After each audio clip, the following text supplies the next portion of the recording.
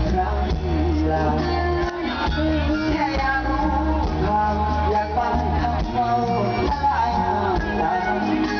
เดินผ่านพบตาว่าเสียเวลานั้น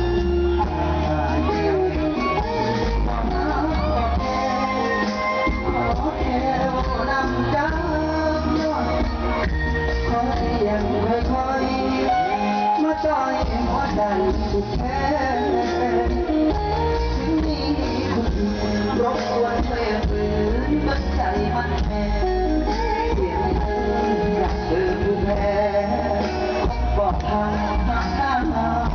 ดังนาเปล่าลูกนั่งให้โตเรื่องแท้บอกเพื่อนว่าเรามันแห้งจนมีน้ำตาทางแฟนเก่าแค่เจ้ารักษาต้องยังว่าบอกเขาว่าเมามาจะแล้วกัน